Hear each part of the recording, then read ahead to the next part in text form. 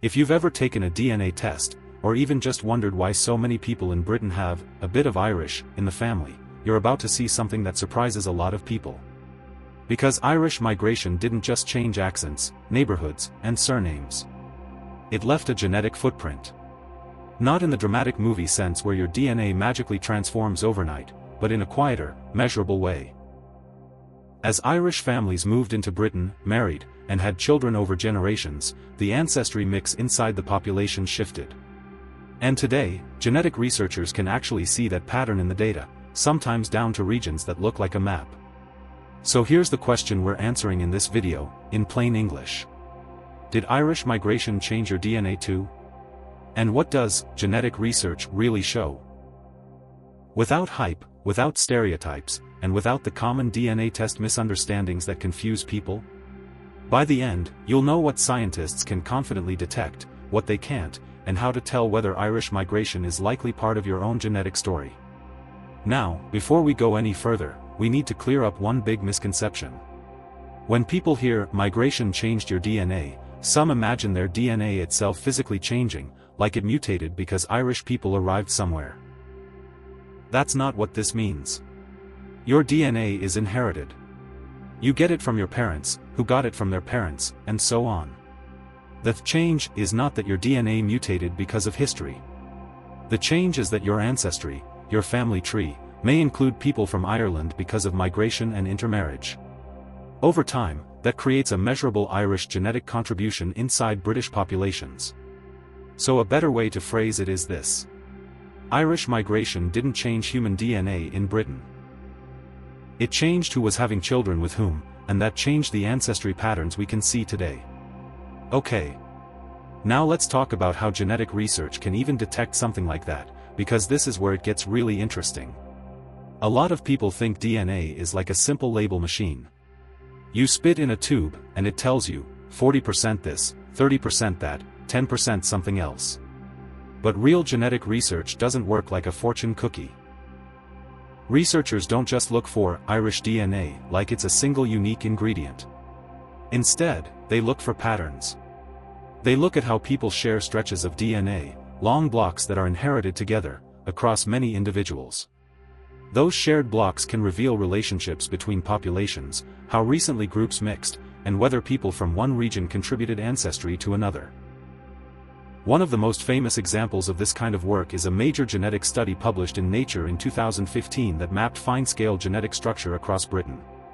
The researchers didn't just find one British genetic group.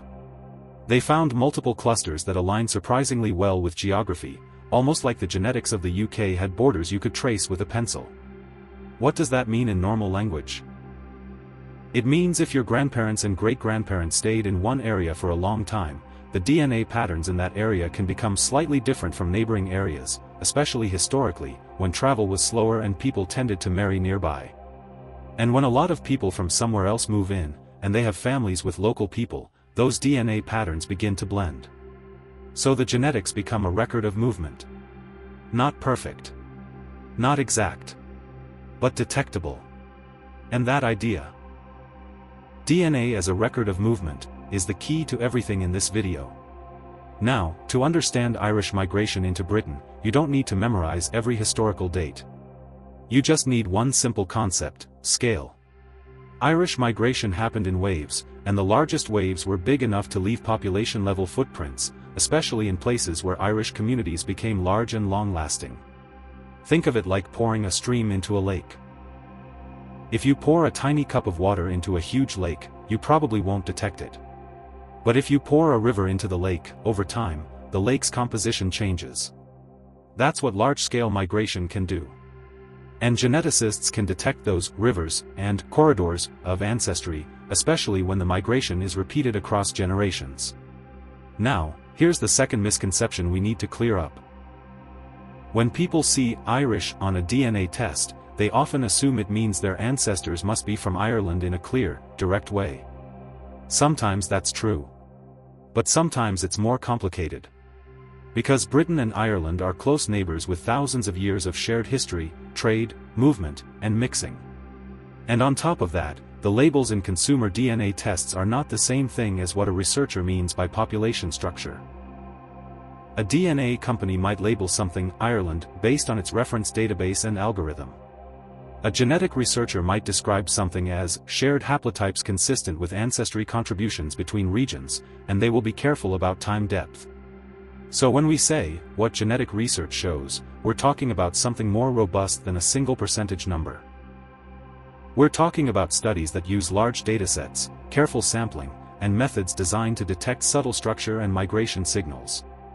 There's also research focusing on Ireland itself, like the Irish DNA Atlas study published in 2017, which found fine-scale population structure across Ireland that also aligns with geography, showing that Ireland isn't genetically uniform either.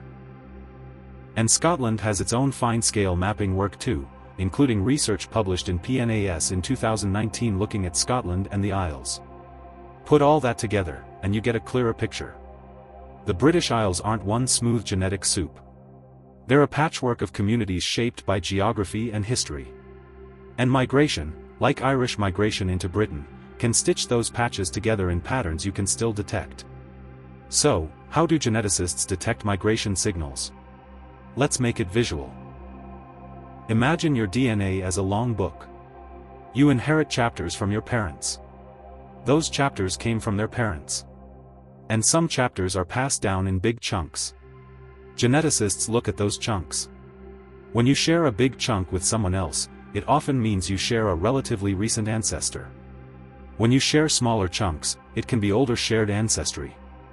And across thousands of people, researchers can estimate patterns like which regions share more DNA with which other regions? Which communities appear more isolated historically? Which communities show evidence of incoming ancestry from elsewhere? This is not magic. It's statistics plus biology plus huge amounts of data. Now let's bring it back to Irish migration into Britain.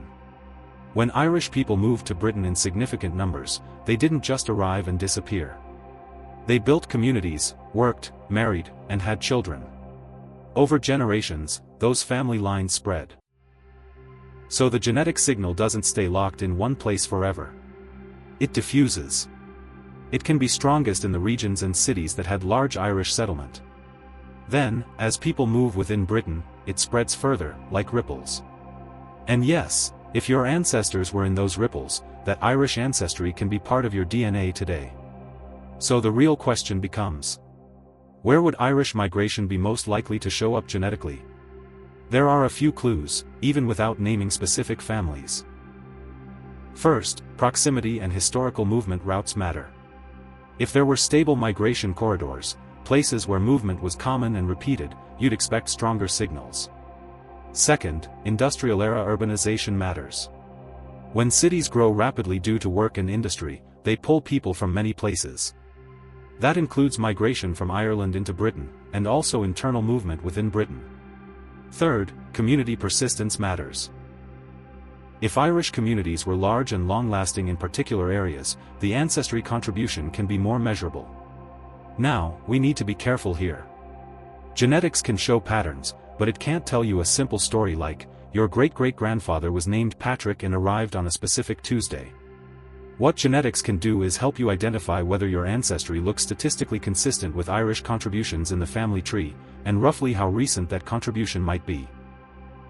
That's why it's better to think in probabilities and clues, not absolute certainty. So let's get personal. How would you know if Irish migration might have changed your DNA too? Here are 3 realistic scenarios. Scenario 1, your family has roots in major British cities or industrial regions.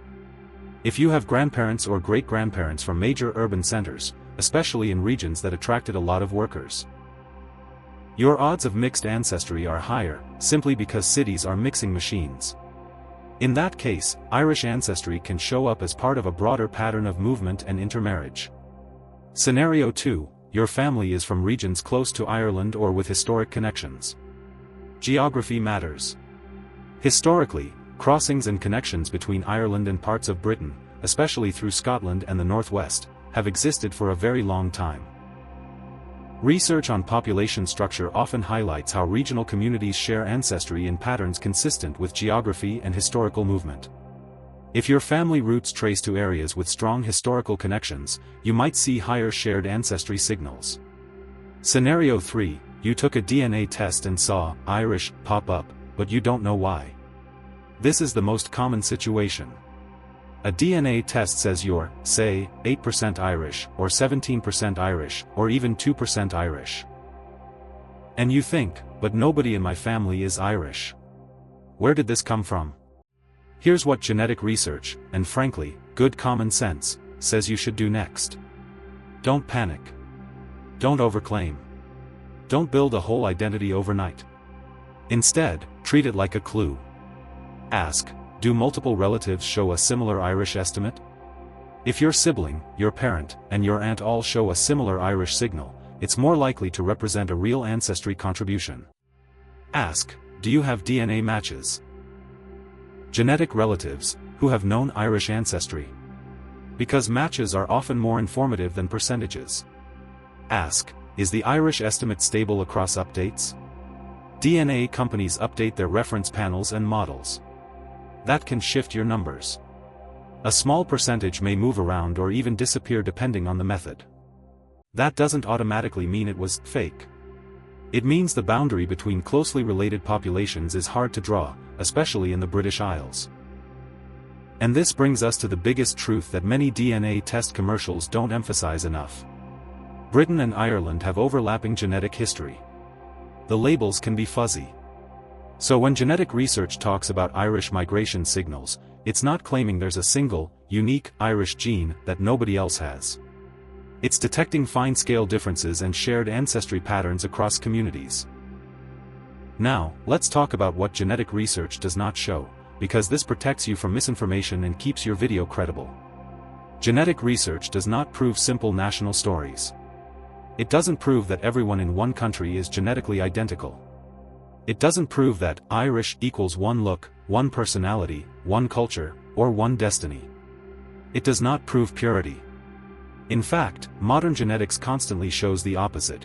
Human history is movement, mixing, and complexity. So if you ever hear someone say, this DNA proves we are pure X, that is not how serious population genetics is used.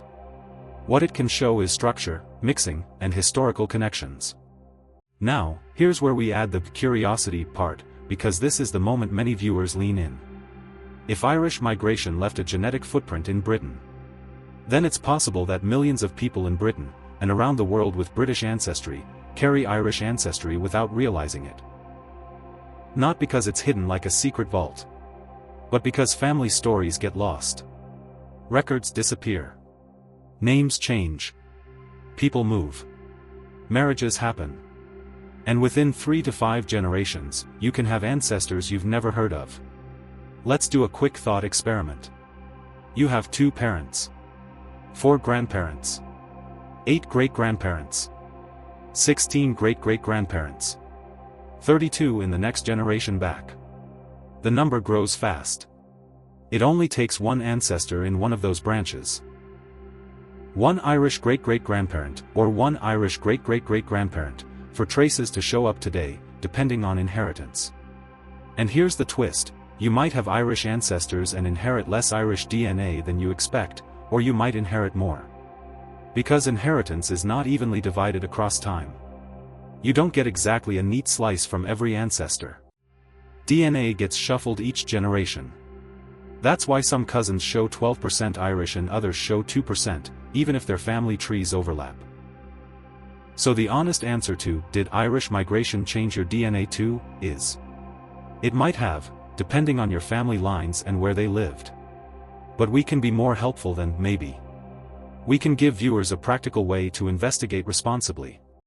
Here's a simple checklist you can follow. First, look at family geography. Where were your grandparents and great-grandparents born? Urban city? Rural village? Which region? Second, test more than one relative if possible. A parent's DNA is incredibly informative because it helps you separate which side the Irish signal comes from. Third, focus on DNA matches and shared clusters. If you see groups of matches who share DNA with you and also have Irish ancestry, that's a stronger clue than a standalone percentage. Fourth, combine genetics with records. Even basic research, census records, birth certificates, marriage records, can confirm what the DNA suggests. And if you find a consistent trail, then yes, you can fairly say, Irish migration shaped my ancestry. Now, let's make this even more fascinating. Genetic research doesn't just detect mixing. It can also reveal how migration reshaped communities differently in different places. Some regions stay more genetically local for longer. Others become mixing zones earlier. Some communities show strong continuity. Others show repeated waves of input. That's why fine-scale genetic mapping studies are so compelling. They show that British isn't one genetic story, and Irish isn't one genetic story either. They're many stories layered together. And your DNA is one thread in that tapestry. Now, I want to address something viewers will definitely think about. They'll say, okay, so is Irish migration the biggest factor in Britain's DNA? The honest answer is, it's one important factor among many. The British Isles have seen multiple migration events over thousands of years, some ancient, some medieval, some modern. Irish migration is especially relevant because it's relatively recent in historical terms and involved large numbers in certain periods, which makes it easier to detect in modern data compared to very ancient events.